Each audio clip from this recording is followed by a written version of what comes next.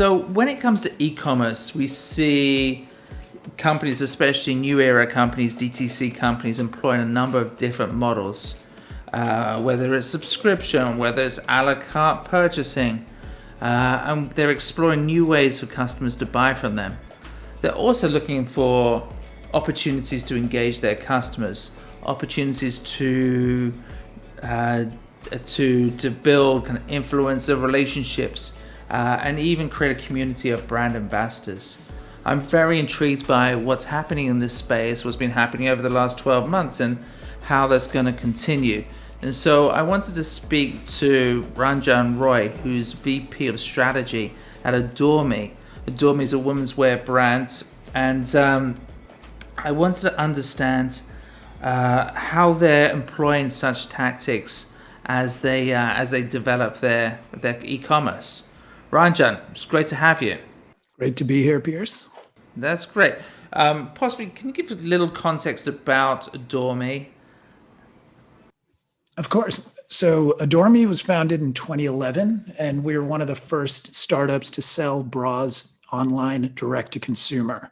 Over the years, we've evolved, scaled. Now we encompass a number of different categories, have an entire family of satellite brands, and have also introduced a number of different ways to serve the customer, a number of different business models.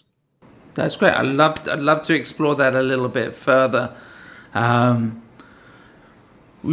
I understand, you've explored. You can purchase from your brand in different ways, and I'd imagine some companies, some retailers are just offering one type of option.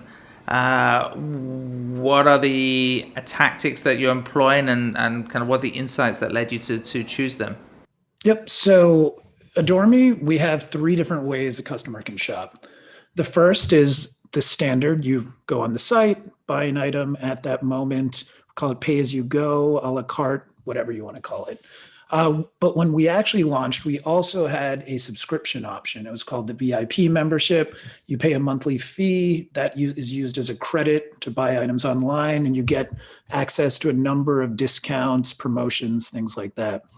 So what we learned over the years with the VIP program was the power of repeat customers, of loyalty, of getting to know a customer, because especially in a category like bras and lingerie, where fit is so personal, where fit is so specific, a first-time customer is very hard to serve.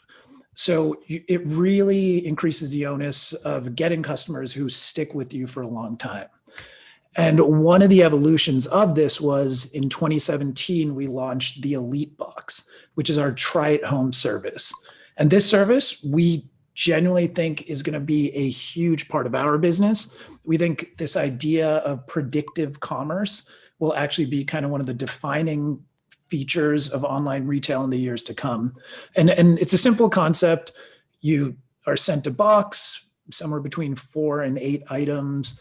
You keep what you want, return the rest, and every month we kind of go along like that. So the concept is simple. Stitch Fix is a pioneer of the model, but the underlying logistics, the procurement, the marketing, all of that is incredibly complex. So it's definitely been a learning experience.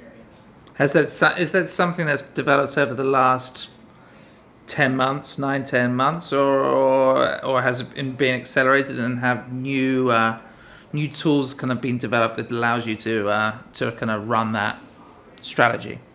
Yep. So there's a couple of different parts to it, but we actually launched Elite as an experiment in 2017. And the first major puzzle piece for Elite was we launched our own logistics center, our warehouse.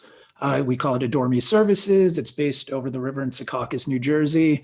And it's a huge part because getting the logistics right to do this is an incredible challenge, because in normal e-commerce, the return of products is a negative. And we're pretty proud. We have one of the lowest return rates in our category, but still, with Try at Home, returns become part of the natural product life cycle. And so building your warehouse, building your logistical operations to kind of accept returns, process them, that was a huge part of the puzzle. And so we were very careful with how we approached the scaling of Elite.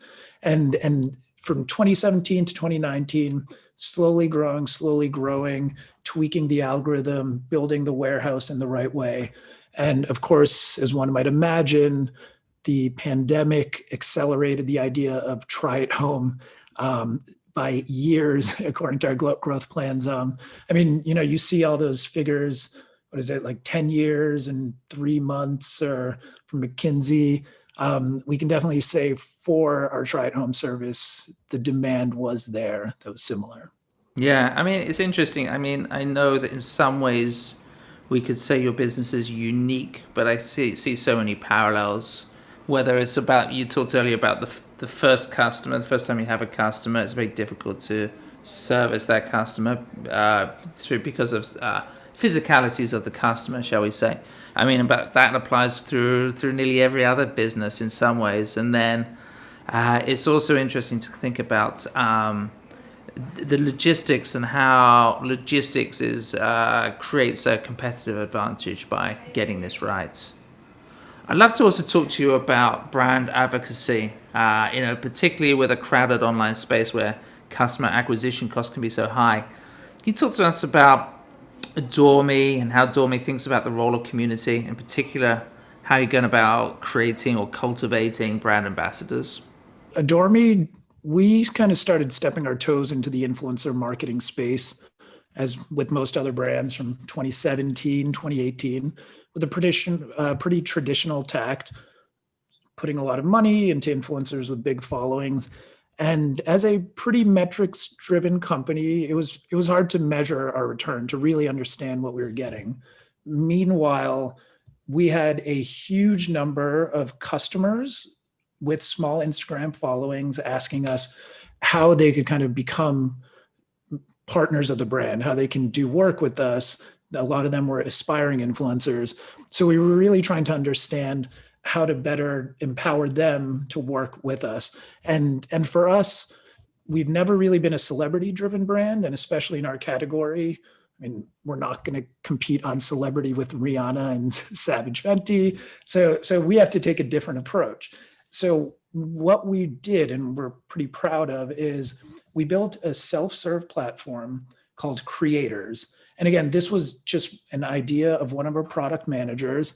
And the idea is a creator can sign up for the platform. There's a very quick vetting process. Basically, we check, you're a human. There's nothing too scandalous about your profile. And then you can join campaigns. In the campaigns, we give you very minimal instruction, and then we encourage people to be creative. And the cool part is, I mean, one campaign that typically gets somewhere between 300 and 500 creators, the breadth of content being created is so diverse. The people are so diverse. And all that happens in the end is every creator is given merchandise credit, because again, this is a very entry level path into working together. So it's a very, very automated self-serve way, yet they're happy, they're working with the brand they love. We're happy. There's incredible amounts of content being created in incredibly creative ways. And it's, again, a kind of graduation path. Some of the creators we end up working with on a more formal basis, but we love that it allows a much, much wider variety of people, of influencers, to actually be able to partner with the brand. It seems to me that Adom is really willing to embrace experimentation, and I think that's a bit of a kind of in industry or in the retail sector. There's a lot of discussion about being willing to embrace innovation, take risks, fail, but I'm unsure that really happens. Can you tell me a little bit about what drives this experimentation, how you're set up to do this, and talk to me also about the launch of the sub brands and how that kind of fits within this whole model of test and learn. Yep. So innovation, disruption, two words that have certainly been overused a bit in the last decade, I'll say. And while everyone debates over what is actually a tech company, we do like to think of ourselves as a technology company. And we have nearly 40% of our staff is in the engineering, product, tech, UX side. And from that, there's a strong drive to solve problems through new products, new technologies, building, experimenting on things that otherwise might not have been tried. And even digging a little bit deeper within the engineering team, taking an agile development approach has been there since day one. And so that ends up kind of permeating its way through the culture of the entire organization, where that test, fail, learn, repeat, grow. I mean, that mantra, that mindset really kind of takes hold across the entire organization. So one part of that we've launched more aggressively in the last few years are our satellite brands. And again, going back to, we launched our new logistics center that kind of put the infrastructure in place. So then we also built a number of systems for Adore Me, the core business, on the IT side, around procurement, around order fulfillment. But then we decided, why not try to build a second brand around it? The first brand, Bella Boom Boom, is a maternity brand that was done through acquisition, but that was the first to see, can we really bring in an external brand and fit it into our system? That worked out pretty well. So then the next idea, can we launch a new brand internally? We launched, now we actually, we now have a family of 9 brands. We launched 7 in the past year. There's Joyja, which is period panties, Coolibrium, which is thermo-regulated cooling fabrics.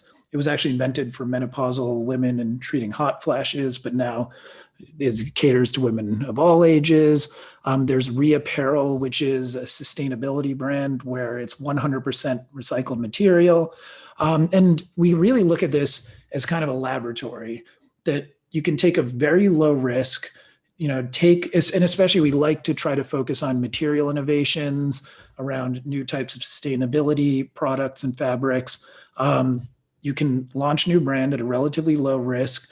We often work with our supply chain partners, see how it performs, start kind of pulling out pieces, the marketing know-how from our acquisition team, obviously the logistics know-how from the Adore Me services. And as things work, you start scaling it up. And so that really started growing in the past year and a half and is a big part of the strategy for the next few years. It's fascinating. It sounds very Silicon Valley in a way, where you build a product and then you take a step back and look at the platform that you built to deliver that product and then reapply it somewhere else, We like to think of that as very New York. It happens in a few choice spots for sure. I think we're going to be lucky enough to have you on as a breakout speaker later at 1 p.m. Eastern. Could you tell us what you're going to talk about during your breakout session? Yep, we'll definitely be focusing on the creators program, and more specifically, how to take unconventional approaches to influencer marketing and how to develop new channels of marketing in completely original ways. So we'd love to have you join us. Well, that's great. So as a reminder to everybody, at 1 p.m. today, we have these breakout sessions. And so make sure you join and make sure you join Ranjan's session. Ranjan Roy, VP of Strategy at Adore Me. I really appreciate your time. I've learned a lot today. Thank you so much. Thank you for having me.